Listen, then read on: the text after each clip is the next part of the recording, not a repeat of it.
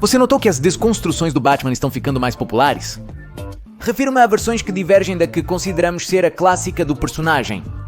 Se você assistiu à série Harley Quinn, perceberá que o Batman que aparece lá é uma versão um pouco mais cômica do que estamos acostumados a ver, já que é este personagem que insiste para que Alfred sopre seu chá para esfriá-lo. E ao mesmo tempo se esconde dele para combater o crime enquanto está ferido. Mas digo levemente mais cômica, pois apesar dessas atitudes, este Batman de Harley Quinn não chega perto da abordagem vista em outros produtos bem mais cômicos, como Lego Batman ou os Jovens Titãs em Ação. Estes Batmans já caem dentro do género da sátira e, como eu disse, cada vez são mais comuns e populares. Mas você já se perguntou? Será que essas desconstruções levam o personagem longe demais, ao ponto de que já não é mais Batman? Mas ao mesmo tempo existe acaso uma versão definitiva de Batman? É exatamente sobre isso que vamos falar hoje, quais são as características essenciais do personagem e o quanto essas outras versões, desde Lego Batman até Batfleck, as respeitam. Meu nome é Gio, o Monitor Geek, e hoje vamos levar o Batman muito, mas muito a sério.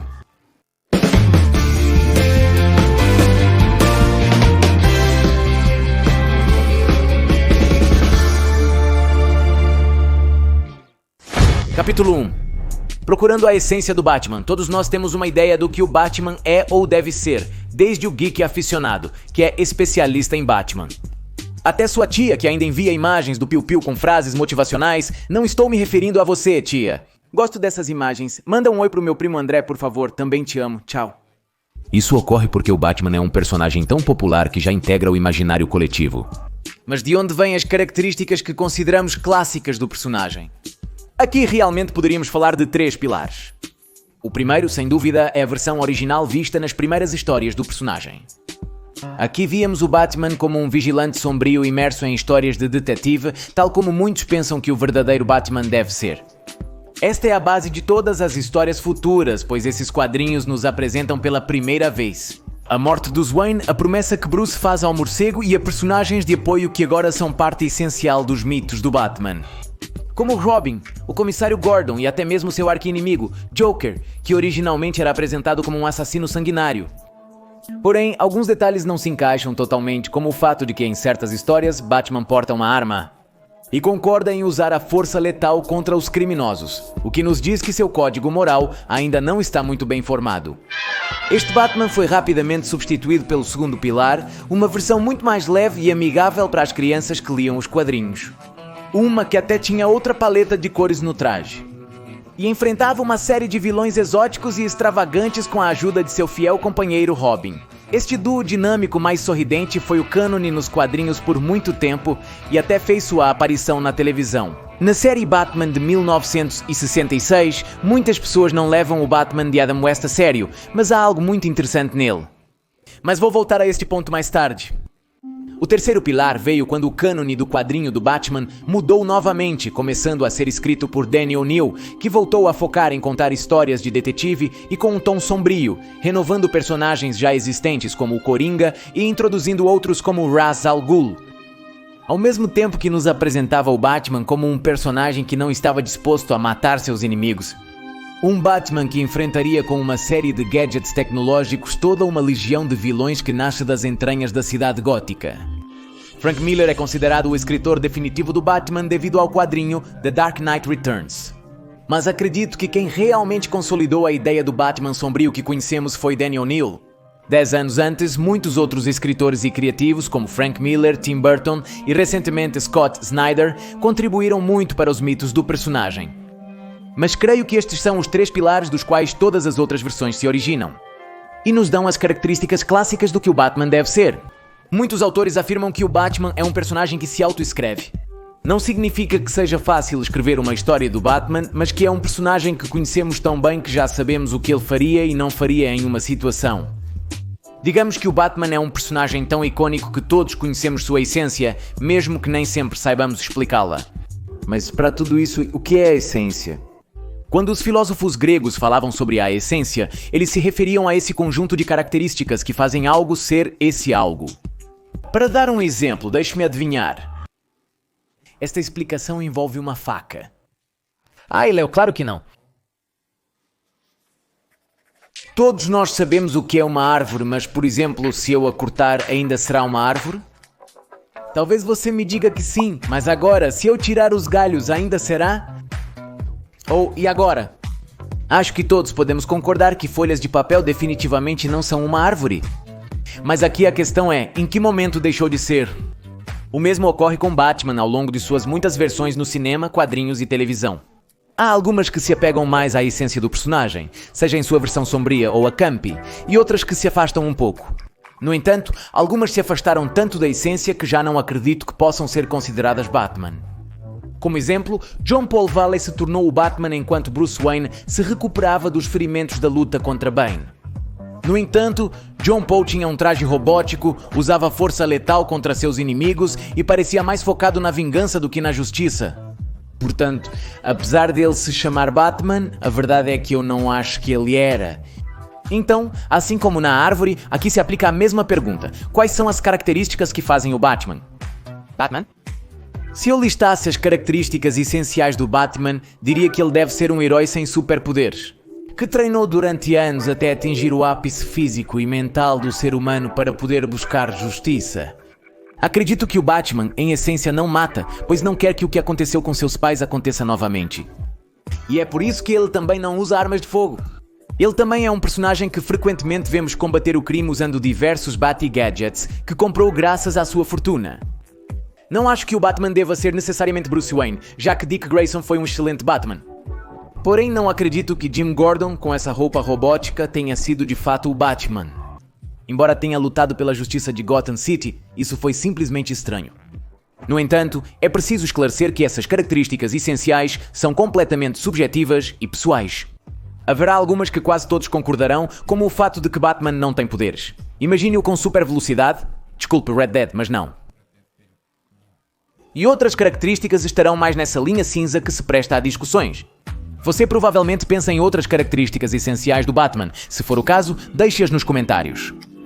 Um exemplo muito claro dos Batmans discutíveis é o de Zack Snyder, que em batalha parecia exatamente o que eu imaginava que o Batman deveria ser. E se vocês seguem o canal sabem que eu adoro Batman vs Superman. Mas ao mesmo tempo, essa versão tem essa arma nas sequências de pesadelo e claramente está disposto a matar. Eu sentia que ele se afastava da essência do personagem, embora outros possam não ver assim. Por outro lado, o Batman de Harley Quinn ou Lego Batman. Apesar de que inicialmente parecem versões extremamente cômicas e distantes, se você analisar, elas mantêm muitos dos atributos que eu considero essenciais do personagem. Portanto, considero ótimas adaptações, que se inclinam para esse lado cômico do personagem e que até nos falam sobre coisas importantes sobre ele, como essa relação que o Coringa tem com o Batman. Outro autor debatível é Frank Miller, que criou obras lindas como Year One e The Dark Knight Returns, que respeitavam a essência do personagem, apresentando-o a uma nova geração de leitores.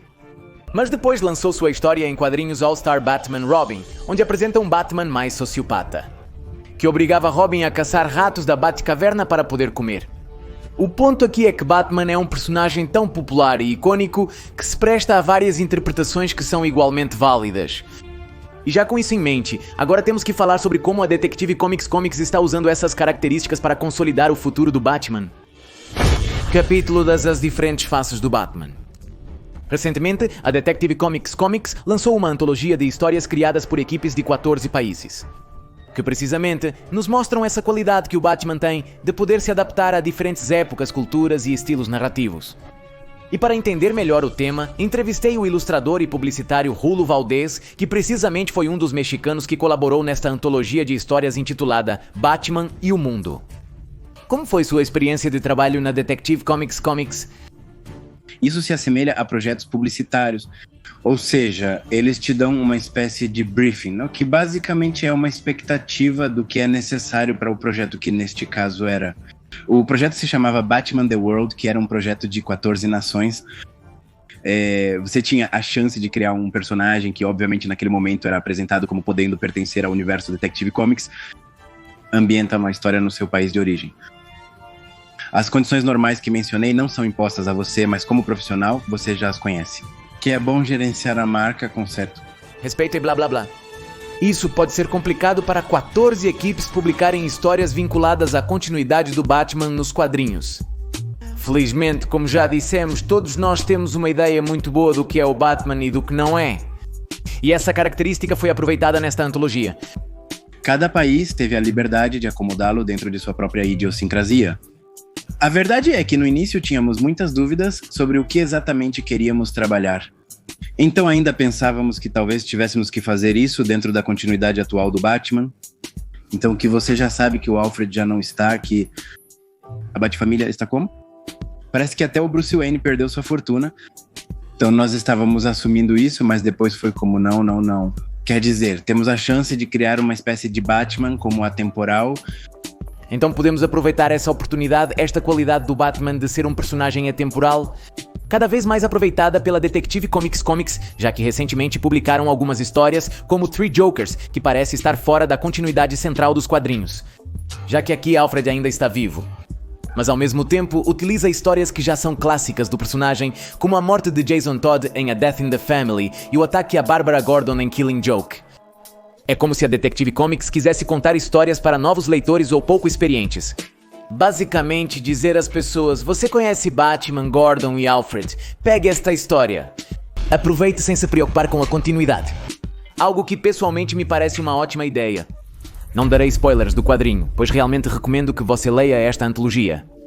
Mas para dar um exemplo, a história do Batman no México coloca o personagem em uma aventura que apresenta a cidade do México como análoga à cidade gótica. É uma cidade com muita história, repleta de mistérios, até para o melhor detetive do mundo. Aqui, nas palavras do quadrinho, cada lugar foi muitas coisas e em cada lugar houve morte. Se um dia você visitar a cidade do México, perceberá que isso é verdade. Mas é muito interessante ver isso em uma história do Batman, porque é como se Gotham City existisse de certa forma. Provavelmente, o primeiro pensamento ao criar uma história do Batman no México seria abordar o tema da corrupção, como foi a história do Brasil ou do narcotráfico. Gostei que Alberto Chimal e Rulo Valdez encontraram uma abordagem diferente aqui. Um que mistura Batman com as lendas pré-colombianas, como La Llorona. Mas a pergunta é, por que o Batman se adapta tão bem a narrativas tão diferentes? Bem, eu acho que é um tema muito bonito, porque acredito que a vantagem que ele tem é que é um personagem... O mesmo vale para as Tartarugas Ninja, certo? Quer dizer, eles já têm tantos anos em vigor que acredito que as gerações foram se adaptando e cada geração teve seu próprio Batman, não é? Valente e Audaz, por exemplo, são explicados dentro da própria série. É muito engraçado como essa dicotomia do personagem, como se adapta a qualquer momento. Você pode vê-lo no espaço e funciona? Ou... Pode vê-lo como cowboy e funciona. Batman, de Brave and the Bold, é um ótimo exemplo de como o Batman funciona em diversos estilos, mesmo simultaneamente. Este desenho animado tinha histórias mais cômicas e leves, lembrando a era de prata dos quadrinhos, chegando ao ponto de Batman ter números musicais. No entanto, ao mesmo tempo nos apresentava outras histórias em que Bruce Wayne enfrenta cara a cara Joe Chill, o assassino de seus pais, e está tentado a matá-lo. Se você não viu Batman de Brave and the Bold, realmente está perdendo algo. Pessoalmente, considero que é o melhor desenho animado do Batman de todos os tempos, junto com Batman, a série animada. E o final é muito forte, há um ponto em que Batman percebe que é um personagem fictício. Eu juro que quase chorei com esse final, se você chorou, pai. Garoto, você já nos expôs? Algo semelhante ocorre com a série Batman de Adam West. Os adultos a veem como uma sátira que ridiculariza um pouco o personagem. Mas ao mesmo tempo, eu me lembro que quando era criança, essas aventuras me pareciam as mais heróicas e dramáticas.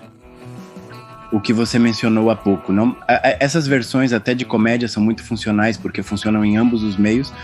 Por isso gosto muito do Batman 66, pois é realmente impressionante quando vejo agora como adulto.